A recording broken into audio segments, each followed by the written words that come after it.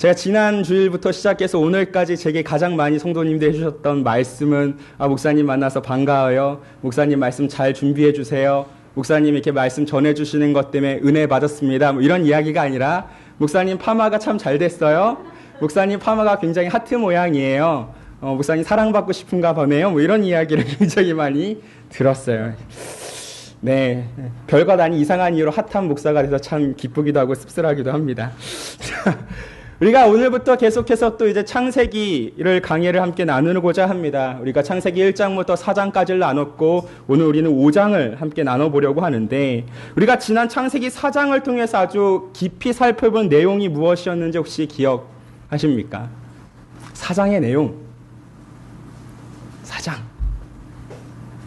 저희가 신학교를 준비할 때 이 성경을 장별로 다 외워야 하는데, 그 장별로 외울 때 그 모든 내용을 이렇게 다 외울 수가 없으니까 한 단어로 이제 압축해서 외울 때가 있습니다. 그때 우리는 창세기 4장을 뭐라고 했냐면 4장이니까 살인이라고 외웠습니다.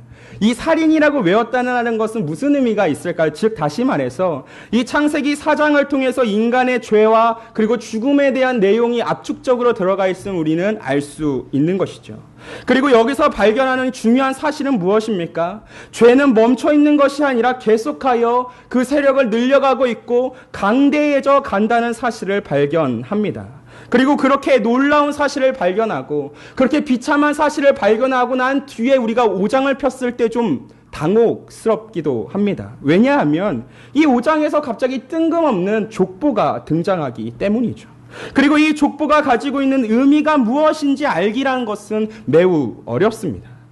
그래서 때로는 이 레위기와 비슷하게 성도들이 잘 읽지 않고 넘어가는 부분 중에 하나가 바로 족보입니다. 하지만 여러분, 족보는 하나님의 언약에 대한 신실함을 보일 수 있는 가장 중요한 성경의 증거들 중 하나입니다. 그래서 우리가 이 족보가 지금 무슨 말인지 잘 모르겠다고 해서 그냥 낳았고 죽었고의 반복이라고 해서 그냥 쉽게 지나쳐서는 안 되는 것입니다.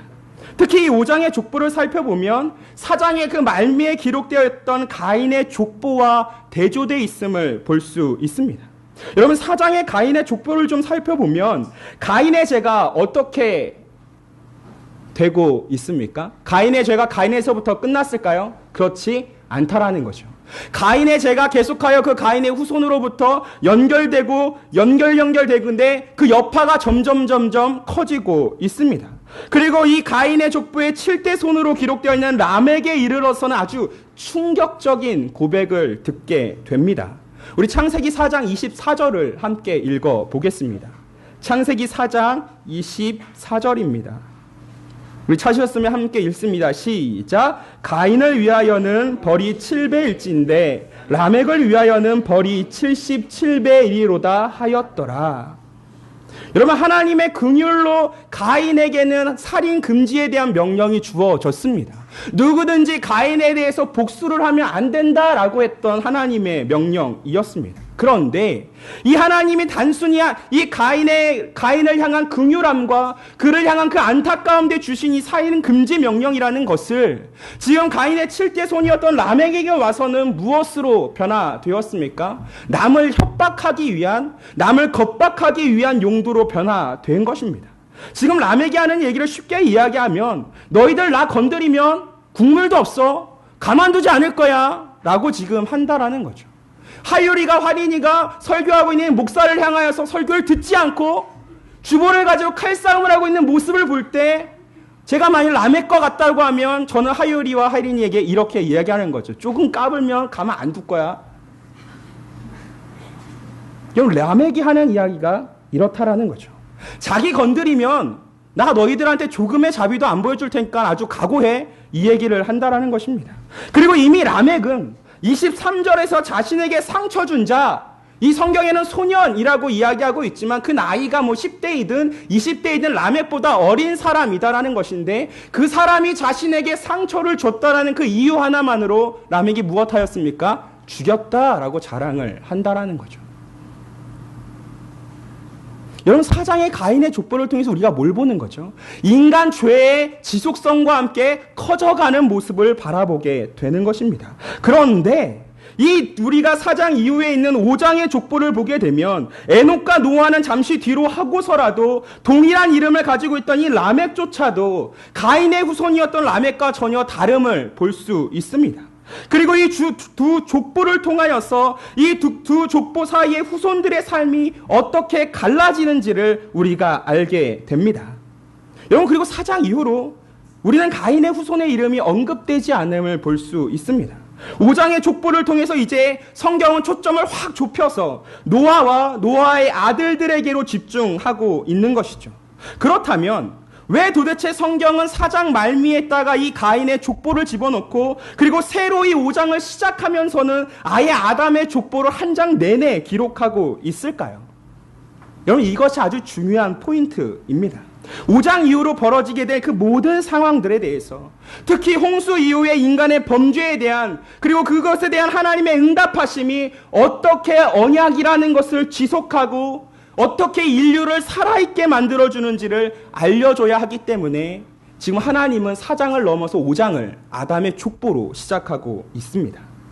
창세기로부터 우리는 기록된 역사를 만나게 됩니다. 그리고 이 역사 그 자체를 우리는 하나님의 주권이라는 것 안에서 그 인간 삶의 과정으로 인정할 필요가 있습니다.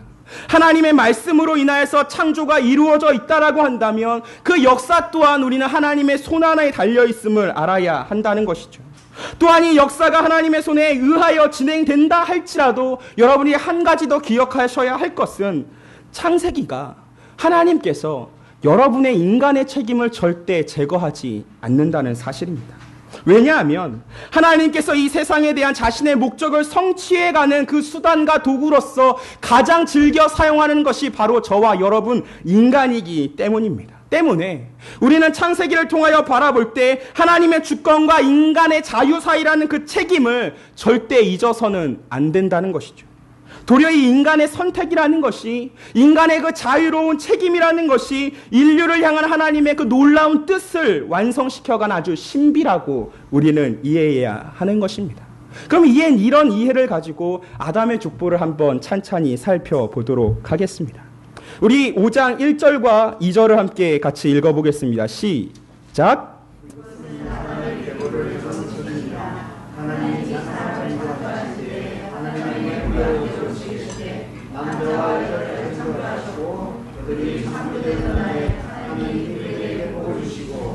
그의 이름을 사람이라 일컬으셨더라. 아멘. 우리가 1절과 2절을 보게 되면 5장은 이 시작을 족보를 막 먼저 기록하기 전에 창조의 사건과 연결하고 있음을 보게 된다라는 것이죠. 여기서 여러분들이 성경 읽는 방법이 무엇인지 좀 아셔야 합니다.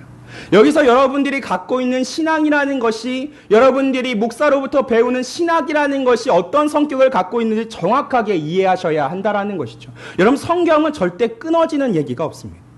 여러분, 창세기 1장이 시작되었다면 5장까지 계속하여 연결되어져 나가는 것임을 여러분들이 발견해야 한다라는 것이죠. 5장이 족보를 뜬금없이 기록하고 있다라고 해서 그런 앞선 창조와 아무런 연관이 없는 이야기가 아니라는 것을 아셔야 하는 것입니다. 우리 올고든 교회가 지향하고 있는 이 개혁주의 신학의 특징이 무엇입니까? 유기적인 연결이라는 겁니다. 절대 떨어지는 이야기가 아니다라는 거죠. 성경이 바로 그 유기적인 연결을 보여주고 있습니다.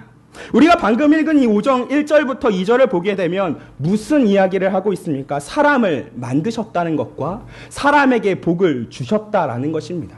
그 모든 걸 누가 하셨습니까? 하나님이 하셨습니다. 다시 말해서 하나님께서 우리 인간들에게 주신 그 하나님의 형상이라는 것과 하나님의 그 복의 약속이라는 것이 여전히 인간에게 남아있음을 지금 보여주고 있는 것이죠. 그리고 이 남아있다는 사실을 3절에서 아주 압축적으로 분명하게 기록해주고 있습니다. 우리 3절도 함께 같이 읽어보겠습니다. 시작! 아담은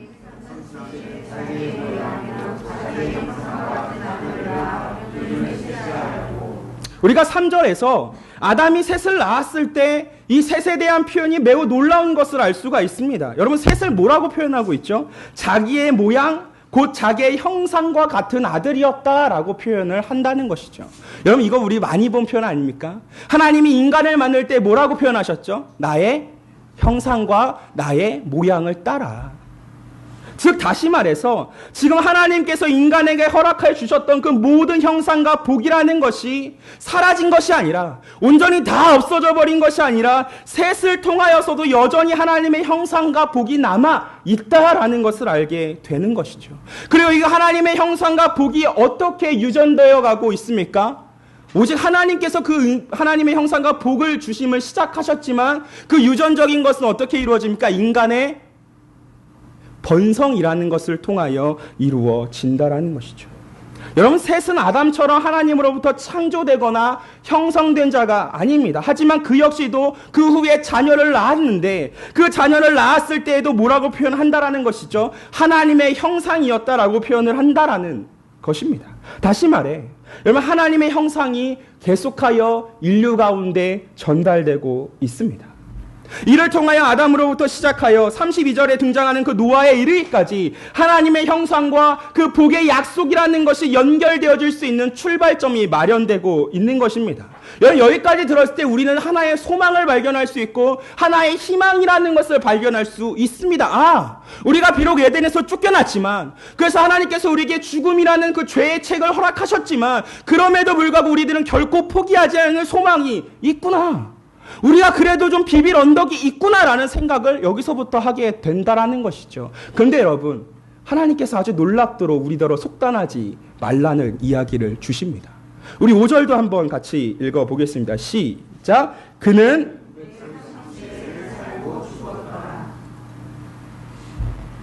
여러분, 자기의 형상과 같은 자기의 모양을 가진 그 셋을 통하여서, 그 셋의 삶을 통하여서 우리는 뭔가 놀라운 일이 벌어질 줄 알았는데, 여러분, 그 사람의 삶의 모습이 무엇입니까? 5절을 보게 되면 그는 930세를 살고 죽었더라. 여러분, 여기서 우리는 마주하고 싶지 아니하는 좀 현실을 보게 됩니다. 여러분, 셋에게는 하나님의 형상과 하나님의 복의 약속도 같이 전달되었지만 그와 함께 또한 전달되어 있는 것이 무엇입니까? 아담의 범죄의 결과 또한 상속되어져 있다는 것이죠. 하나님의 경고가 거짓이 아니라 진실이었음을 보게 되는 것입니다. 반역한 범죄자에게 부과되어 있는 그 하나님의 벌이 여전히 수행되고 있다는 사실을 우리가 알게 된다라는 것입니다. 여기서 쓰여있는 이 죽었다라는 히브리어 바야모트는 피할 수 없는 인간의 종말에 대한 아주 비극적인 증거인 것이죠. 그리고 이 표현이 우리가 살펴볼 5장의 족보의 모든 반복구의 마지막을 장식하는 단어라는 것입니다. 여러분, 그래서 아담도 죽었고 셋도 죽었고 에노스도 죽었고 게난도 죽었고가 반복된다라는 것입니다. 때문에 바울이 이 창세기 5장을 놓고서 로마서 5장 21절에 이렇게 말합니다. 죄가 사망 안에서 왕노릇하였다. 여러분, 바울이 보기에는 창세기 5장이 아담의 입장에서 죄가 세상 속에 들어온 것에 대한 아주 애통스러운 증거였다라고 보는 것이죠. 이 5장의 족보를 통해서 바울이 보고 있는 모습은 무엇이냐? 인간의 죽음이라는 것에 대한 아주 애통스러운 모습을 바라보게 된다라는 것입니다. 모든 남자와 여자가 아담과도 같이 죽음의 죄책 아래에 있는 그 죄인이라는 이 사실에서 지금 바울은 자신이 앞으로 이끌어야 갈아야 될 복음에 대한 논증을 깔고 있다라는 것이죠. 여러분, 칼빈도 이 죽었더라는 반복되는 표현을 두고 자신의 창세기 5장 주석에 이렇게 기록했습니다. 그토록 많은 세대에 대한 묘사 속에서 한눈에 하나님의 복수와 같는 지속적인 전개와 취지에 주목하는 것은 신앙에 매우 유용하다. 그렇지 않으면 하나님이 어떻게 해서든 잘 잊어버린다고 생각하기 때문이다. 죽음이 항상 우리 눈앞에 있지 않는 한 우리는 헛되이 이 지상에서의 불멸을 꿈꾸는 경향이 있다. 우리가 창세기 5장에서 3절을 통하여 소망을 바라보지만 우리가 그 소망과 함께 5절을 통해서 그 소망을 꺾어내는 절망 또한 바라봐야 하는 것은 무엇입니까? 우리가 너무나 이 하나님의 복수라는 것에, 하나님의 진노라는 것에, 그 진노가 가까운 죄의 결과라는 것에 쉽게 잊어먹는 사람들이기 때문입니다. 때문에 우리의 신앙의 유익함은 바로 이 죽음조차도 포함한다라는 것이죠. 이런 참혹한 현실을 끌어안고서 지금 아담의 족보는 출발하고 있습니다. 그렇게 해서 아담의 족보가 출발하고 난 뒤에 이 족보의 7번째를 장식하는 인물이 등장하게 됩니다. 여러분, 그 사람의 이름이 무엇입니까? 에로 시작해서 녹으로 끝나는 사람? 에녹입니다. 여러분, 성경은 종종 7번째 인물을 아주 특별하게 취급할 때가 있습니다. 사장의 족보에 등장했던 가인의 7번째 인물이었던 라멕도 역시 그러했습니다. 물론 라멕의 평가는 좋지 않았습니다. 하지만 우리는 이 7번째 자손이라는 것들 안에서 앞서서 반복적으로 누구를 낳았고 누구가 죽었고라는 그 아주 고도로 반복적인 체계를 갑자기 서술해 나가다가 변화되는 모습이라는 것을 통해서 늘 성경의 족보 안에서 7번째는 특별한 의미가 있구나라는 사실을 볼 수 있는 것입니다. 왜냐하면 여러분, 에녹이 살았다라고 나와야 할 그 부분에서 지금 에녹이 무엇 한다라고 기록하고 있습니까? 에녹이 살았다가 아니라 에녹이 하나님과 동행했다라고 등장한다는 거죠. 여러분, 이것이 정말 흥미로운 표현인 것을 알아셔야만 합니다. 왜냐하면 이 에녹이 살던 당시는 사실상 그 누구도 그 아무도 하나님과 동행하고 있다라고 말할 수 있는 시대가 아니었기 때문입니다. 우리 힘드시겠지만 함께 성경을 좀 찾아보겠습니다. 유다서 1장 14절로 16절 말씀입니다. 신약성경 유다서 1장 14절로 16절 말씀입니다. 신약성경 유다서 1장 14절로 16절 말씀 찾으셨습니까?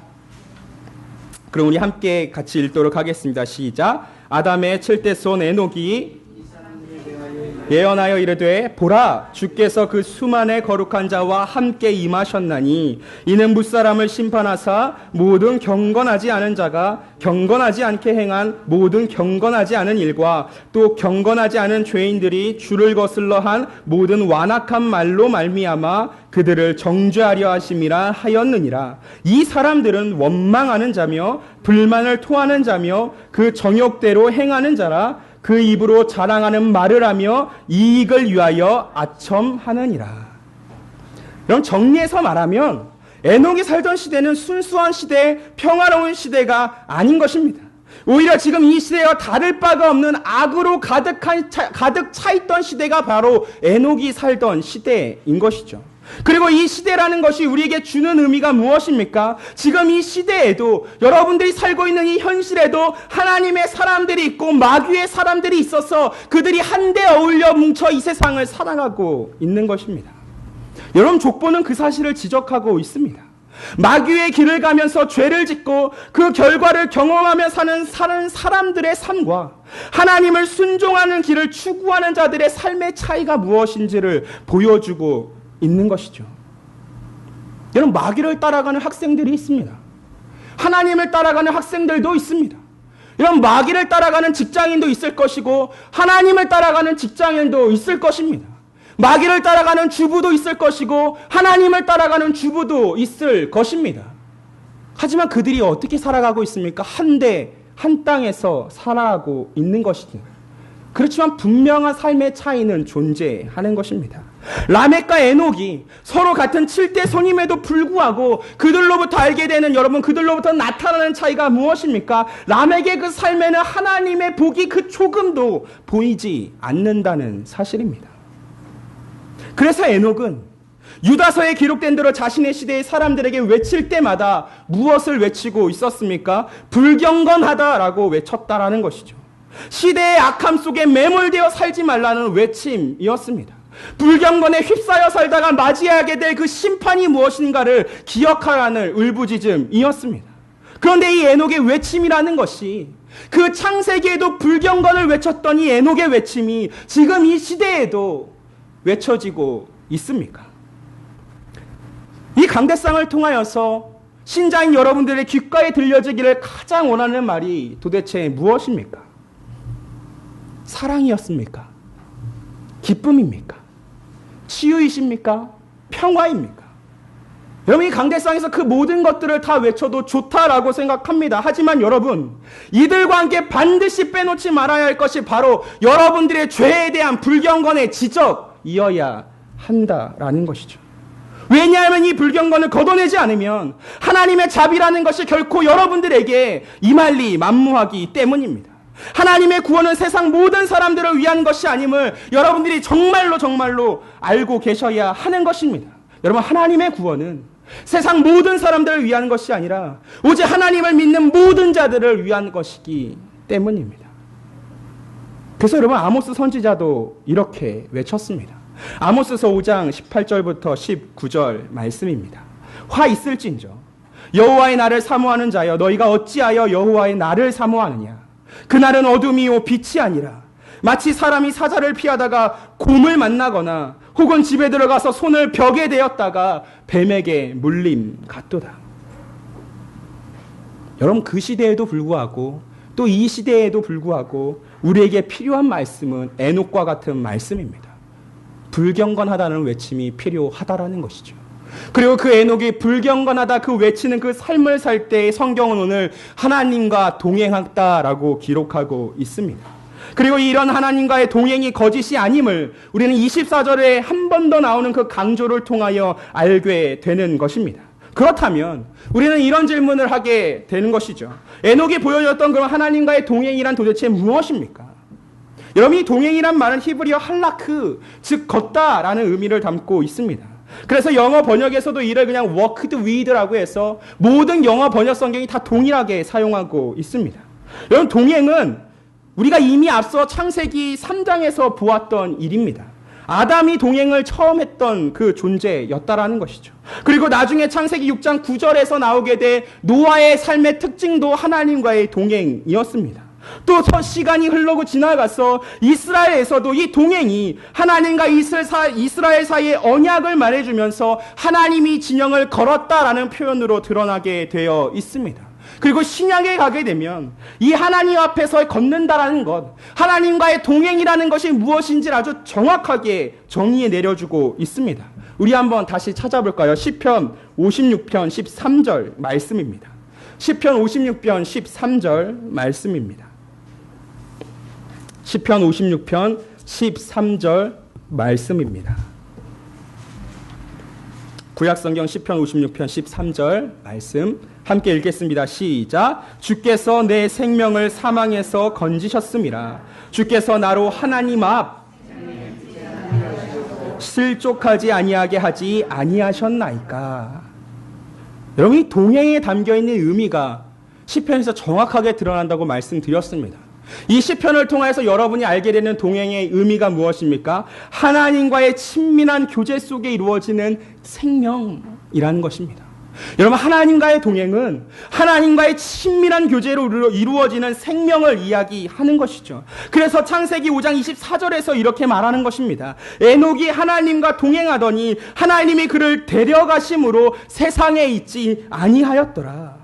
여러분 에녹의 삶의 마지막이 얼마나 특별한지 이제 좀 느낌이 좀 오십니까?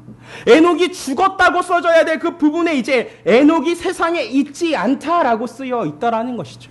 여러분 에녹은 지금 죽음을 맞이하지 않았다라고 이야기를 하는 것입니다. 이는 에녹이 마치 하나님께서 엘리야를 데리고 승천하셨던 것처럼 하나님의 데려가심이라는 놀라운 은혜를 맞이했다라고 기록하고 있는 것입니다. 그래서 여러분 히브리서 11장 5절을 보면 에녹의 죽음을 이렇게 설명해주고 있습니다. 믿음으로 에녹은 죽음을 보지 않고 옮겨졌으니 하나님이 그를 옮기심으로 다시 보이지 아니하였느니라. 그는 옮겨지기 전에 하나님을 기쁘시게 하는 자라 하는 증거를 받았느니라. 아멘. 여러분 에녹은 죽음을 경험하지 않았습니다. 죽음을 경험하지 않은 이 특권은 아담이 에덴에서 쫓겨난 이후로 누구도 얻지 못했던 하나님의 은혜인 것입니다. 하나님께서 에녹을 데려가심을 통하여 우리에게 보여주시고자 하는 그 진리가 무엇이겠습니까? 여러분 사람은 죽기 위해 태어난 존재가 아니라는 것입니다. 여러분 사람은 살기 위해 태어난 존재다라는 것이고 그리고 이 삶이라는 것은 이 생명이라는 것은 하나님과의 동행으로서만 얻게 된다라는 것이죠. 다시 말해서 하나님과의 동행만이 우리 인간이 맺게 된 그 저주의 사슬을 풀어줄 수 있는 유일한 열쇠다라는 것입니다. 그리고 이 열쇠를 허락해 주시는 분이 신약으로부터 예언되어 신약에서 확실하게 나타나신 바로 누구이십니까? 그리스도 예수이시다라는 것입니다. 그래서 여러분 이 에녹의 옮겨감이라는 것이 에녹이 죽음을 맛보지 않았다라는 것이 결국 하나님께서 앞으로 이루어 가실 그 구원 역사가 얼마나 크고 광대한지를 보여주는 증거가 된다라는 것이죠. 왜 그럴까요? 이를 통해서 생명을 주시려고 하시는 그 하나님의 구원 계획을 확증시켜 주시는 첫 번째 신호탄이기 때문입니다. 그래서 여러분들이 창세기 5장을 족보라고 하여 가만히 넘겨가서는 안 되는 내용이라는 것이죠. 왜요? 이 족보가 우리 인간에 대하여 지금 이 자리에 앉아있는 여러분에 대한 그 구원에 관한 하나님의 구원 계획의 출발점이라는 것이기 때문입니다. 신호탄을 쏴주고 있는 것이죠. 그럼 사랑하는 여러분, 이제 여러분의 그 심령 가운데는 어떤 질문이 떠올라야 하겠습니까? 하나님의 동행이 뭔지를 알았으면 이젠 이 동행을 어떻게 해야 하는지를 여러분들이 물어보셔야 하는 것이죠. 여러분, 히브리서 11장 5절을 통하여서 히브리서 저자가 하나님과의 동행의 비결이 무엇인지를 분명하게 설명해 주었습니다. 여러분, 히브리서 11장 5절에서 이야기해 주었던 하나님과의 동행의 비결이 무엇이었습니까? 믿음으로. 이 5절은 뭐로 시작합니까? 믿음으로라고 시작한다라는 것이죠. 여러분, 에녹의 삶이 무엇으로 지금 이야기되는 것이죠? 믿음이었다라고 정의 내려주는 것입니다. 하나님이 우리가 무엇을 해야 하고 그것을 어떻게 해야 하는지 말씀하실 때에 에녹은 하나님을 믿고 그대로 살았다라는 것입니다. 에녹은 하나님을 믿고 행했다라고 이야기를 한다라는 것이죠. 그래서 바울은 고린도후서 5장 7절을 통하여서 이렇게 기록합니다. 이는 우리가 믿음으로 행하고 보는 것으로 행하지 아니함이노라. 우리의 삶이 무엇입니까? 믿음으로 행하는 삶이어야 한다라는 것이고, 그 믿음으로 행하는 삶이 하나님과의 동행을 이룬다라는 것이고, 그 하나님의 동행이라는 것이 여러분이 죽을 수밖에 없는 그 죄의 죄척으로부터 건져내어 생명을 허락해 준다라는 것입니다. 여러분, 동행하는 존재를 믿지 않고서 어떻게 그와 동행할 수 있겠습니까? 여러분, 사막을 여행해 보신 적이 있으십니까? 여러분, 사막을 여행할 때 그 사막 여행을 위한 가이드가 알려주는 가장 첫 번째 수칙이 이것입니다. 사막 여행의 핵심은 혼자 가는 것이 아니라 함께 가는 것입니다. 여러분, 함께 가는 사람을 믿지 않고서는 살아날 수 없는 길이 사막이기 때문입니다. 그래서 이 사막에서 사는 베두인들 사이에도 이런 속담이 있습니다. 아주 좋은 것 하나 여러분들 알고 가시는 것입니다. 사막에서 친구 한 명 없는 사람은 불행한 사람이다. 어떤 느낌인지 좀 오십니까? 여러분, 황폐한 사막 같은 이 삶에서 에녹은 하나님을 믿음으로 붙들었던 사람입니다. 하나님과의 동행이 무엇으로 이루어지는지를 정확하게 알고 있었던 사람인 것이죠. 여러분, 우리가 이 말씀을 통해서 알게 되는 분명한 한 가지 사실이 무엇입니까? 하나님과의 동행은 믿음으로 하는 것입니다. 그리고 에녹은 이 믿음으로 이루어지는 동행을 365년 동안 지속했습니다. 여러분, 지금으로서는 상상할 수 없는 오랜 시간입니다. 만약 에녹이 무드셀라를 낳은 65세부터 하나님과 동행했다라고 하더라도 300년의 시간입니다. 여러분, 이 300년간의 시간 동안 하나님과의 동행이 과연 에녹이 쉬었을까요? 여러분들 지금까지 살면서 혹시 2인 삼각이라는 것을 해보신 적이 있으십니까? 적어도 이곳에 앉아있는 분들은 한 번쯤은 해보셨을 거라 믿습니다. 잠시 잠깐의 띵뜨기도 여러분 서로 일치하지 않으면 나아갈 수 없는 것이 바로 2인 삼각 경기의 묘미입니다. 그런데 그렇게 서로의 발목을 묶어서 일주일을 지내보라 하면 어떻겠습니까? 그렇게 서로의 발목을 묶어서 한 달을 지내보라 말하고 1년을 지내보라 말하고, 아니요, 더 나아가서 여러분의 평생을 그렇게 서로 발목 묶고 지내보라고 말한다면 여러분들은 그 삶을 2인 삼각 그 잠깐 뛰는 것처럼 아주 웃으면서 기뻐하며 살아가실 수 있겠습니까? 쉽지 않다라는 것이죠. 에녹이 가졌던 이 믿음의 핵심은 무엇입니까? 하나님을 닮은 것이었습니다. 즉 하나님과의 일치를 이루고자 하는 것이 에녹이 갖고 있던 믿음의 내용이었다라는 것이죠. 여러분, 한국 사람이 갖고 있는 특성을 뭐라고 얘기하죠? 끓는 냄비 같다라고 이야기하지만 우리가 가져야 될 이 믿음이라는 것은 절대 끓는 냄비와는 같아서는 안 된다라는 것이죠. 그냥 그 사람의 외양만을 바라고서 휙 지나가는 피상적인 아주 판단하는 신앙의 모습이어서는 안 된다라는 말씀입니다. 어제 우리가 초복을 맞이했던 것처럼 그날을 위해서 가마솥에 푹 끓이는 그 삼계탕처럼 여러분의 그 믿음이라는 것은 아주 오랜 시간을 들여서 만들어내는 정성이 있어야 한다라는 것이죠. 여러분, 하나님을 알고 하나님을 더 잘 알기 위하여서 우리 믿는 자들은 매일매일을 하나님께 나아오는 꾸준함과 충성됨을 통하여 자신이 갖고 있는 믿음이 무엇인가를 증거해야 하는 것입니다. 여러분, 우리의 믿음이 무엇입니까? 하나님을 닮아가는 것입니다. 하나님과의 일치를 이루고자 하는 것이 바로 우리의 믿음이다라는 것이죠. 그래서 에베소서 4장 13절에 이렇게 기록되어져 있습니다. 우리가 다 하나님의 아들을 믿는 것과 아는 일에 하나가 되어 온전한 사람을 이루어 그리스도의 장성한 분량이 충분한 데까지 이르리니. 여러분, 에베소서 4장 13절 말씀이 우리 그리스도인의 성장에 대한 비결을 정확하게 이야기해 준다는 것이죠. 여러분, 믿는 것과 하나님을 그 아는 일에 하나가 되어야만 여러분들이 온전한 사람이 된다는 것입니다. 이 중에 하나가 빠져서는 여러분들이 온전한 사람이 될 수 없다라는 것이죠. 여러분, 쉽게 이야기하면 여러분들이 예배 나오셔야 된다는 것이고, 또 하나 이야기하면 여러분 성경 공부하셔야 된다는 이야기입니다. 이것이 아주 쉬운 이 말씀의 적용이라는 것이죠. 이것을 안 하면 여러분들이 어떻다라는 거죠? 온전한 사람이 아니라는 말씀입니다. 온전한 신자가 아무리 되고 싶어 발버둥을 쳐도 그럴 수 없다라고 이야기를 하는 것이죠. 그래서 여러분, 우리에겐 이 믿음에 대한 그 일치함이 있어야 되는 것입니다. 그리고 그 믿음의 일치를 통하여서 온전한 사람을 이룰 때에 하나님께서 그를 향하여서 무엇라 말씀하십니까? 기쁘다라고 말씀을 하신다라는 것이죠.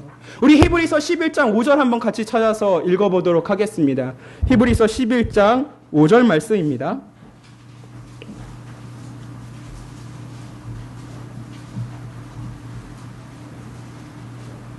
히브리서 11장 5절 말씀 함께 읽습니다. 시작. 믿음으로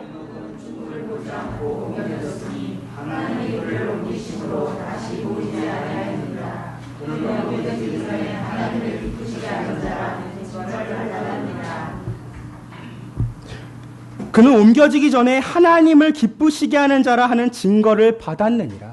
여러분, 옮겨짐이 하나님을 기쁘시게 했다라는 것이 아니라 옮겨지기 전에 에녹이 살았던 그 믿음의 삶이 하나님을 기쁘시게 했다라는 것이죠. 그럼 이 요구가 지금은 동일하게 요구되는 것이 아닙니까? 여러분의 삶이 하나님 앞에서 어쩌야 된다는 것이죠. 기쁨이 되어야 된다라고 말하고 있다는 것입니다. 여러분, 왜 하나님이 기쁘다라고 말씀하실까요?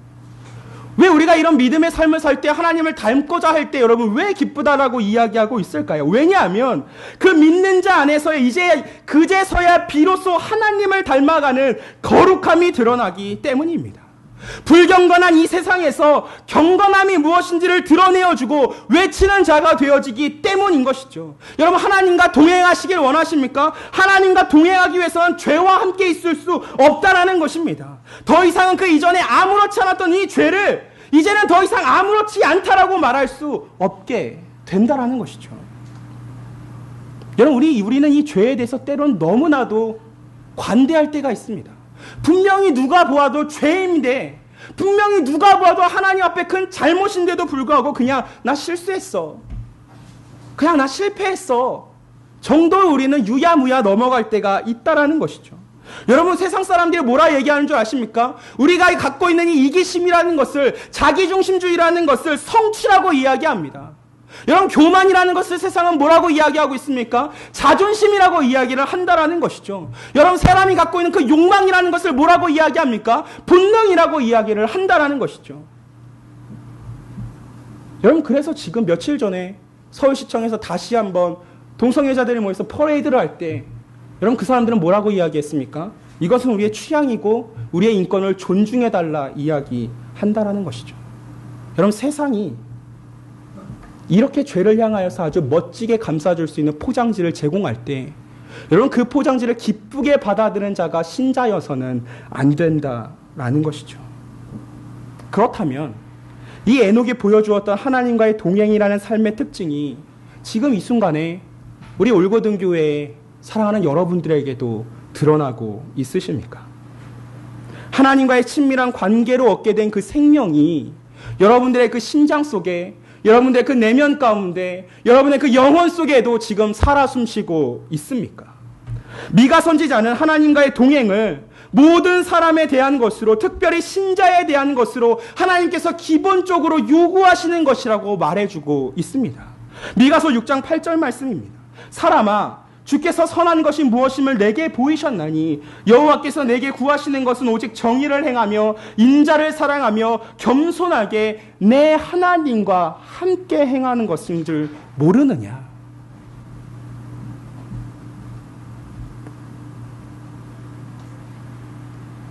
여러분, 이 요구에 믿음으로 반응하는 자들만이 심판이 아니라 생명으로 경험되어지는 하나님의 기쁨을 맛볼 수 있게 됩니다. 사람이 믿음으로 자신의 죄를 인정하고 그 죄에서 돌이켜 하나님과의 관계를 회복하는 것이 하나님의 온전하신 기쁨이라고 한다면 여러분, 그보다 좋은 삶이 어디에 존재할 수 있겠습니까? 여러분 자신이나 여러분의 자녀들이나 하나님을 기쁘시게 했다는 그 말을 듣는 것보다 훌륭한 인생의 복이 어디 있겠냐는 말입니다. 여러분의 자녀들이 학교에서 100점을 받아왔다고 해서, 여러분의 자녀들이 좋은 성적을 얻어서 좋은 대학에 들어갔다고 해서, 그렇다고 해서 여러분의 자녀들이 하나님의 기쁨이 아니라 오히려 가인의 족보에 기록되어 있는 라멕과 같은 삶을 살고 있다고 한다면 여러분들은 그 아이의 등을 두들겨 주면서 잘했다 칭찬해 줄 수 있겠습니까? 여러분 스스로는 그렇게 칭찬해주는 자신을 바라보면서 나 역시 잘하고 있는 부모라고 말씀하실 수 있겠습니까? 적어도 여러분이 여러분의 다른 가족이나 여러분의 자녀나 여러분의 친구나 다른 사람들에게 오히려 그 사람들의 그 죄를 들춰내는 불경건하라는 그 말을 외침을 통하여서 미움을 받는다 할지라도 여러분의 그런 삶에 대해서 하나님이 기쁘시다 말씀해 주신다면 어쩌면 그것이 우리의 만족이어야 하지 않겠습니까? 여러분, 그것이 중요한 것입니다. 창세기 5장에서 말하는 하나님과의 동행의 삶이 이야기하는 핵심이 무엇입니까? 하나님의 기쁨이 여러분의 삶의 가장 최대의 만족이어야 한다는 것입니다. 그리고 그 만족을 여러분들이 중요시 여길 때에만 비로소 우리는 죽음이 아니라 생명을 맛볼 수 있다라는 사실입니다. 사랑하는 성도 여러분, 어쩌면 오늘 이 강대상에서 전달되는 이 말씀이 기성에 있는 많은 한국교회 가운데 쉽게 받아들여지지 않을 수 있는 말씀일 수 있습니다. 그러나 적어도 우리 올고든 교회에서만큼은, 적어도 우리 올고든 교회를 다니는 우리 성도들만큼은 이 말씀 가운데 아멘이라 외칠 수 있는 은혜가 있으시기를 간절히 소망합니다. 데살로니가전서 2장 3절과 4절에는 이렇게 기록되어져 있습니다. 우리의 권면은 간사함이나 부정에서 난 것이 아니요 속임수로 하는 것도 아니라 오직 하나님께 옳게 여기심을 입어 복음을 위탁받았으니 우리가 이와 같이 말하면 사람을 기쁘게 하려 함이 아니요 오직 우리 마음을 감찰하시는 하나님을 기쁘시게 하려 함이라. 사랑하는 성도 여러분, 하나님과의 동행이 저의 소망입니다. 하나님과의 동행이 여러분의 소망이어야 합니다. 이 소망이 우리를 비참하지만 이 현실 가운데 살아갈 수 있게 하는 힘이 되기 때문입니다. 에녹이 살던 시대와 별반 다를 바 없는 현실입니다. 양날걸과 같은 현실을 우리는 살아가고 있습니다. 주의 약속은 정말 아득한 것 같이 보이고 소망이라는 것이 매일같이 여러분의 삶 가운데에서 짓눌리고 분쇄되어져 가는 그 현실이라고 생각되어질지 모르지만 오늘 하나님께서 이 어려운 창세기 5장 족보의 말씀을 통해서도 주시는 것은 여러분들에게 소망이 있다라는 것입니다. 여러분들에게 하나님의 언약은 계속하여 전달되고 있다라는 것이고 그 하나님의 언약을 붙드는 자들마다 하나님과의 동행을 통한 생명을 누릴 수 있다라는 것입니다. 사랑하는 성도 여러분, 오늘 이 시간에 그 소망을 가지고 다시금 또 나가셔야 되는 이 삶 가운데에서 힘차게 살아가실 수 있는 우리 올고등교회 성도 되시기를 주님의 이름으로 간절히 축복합니다.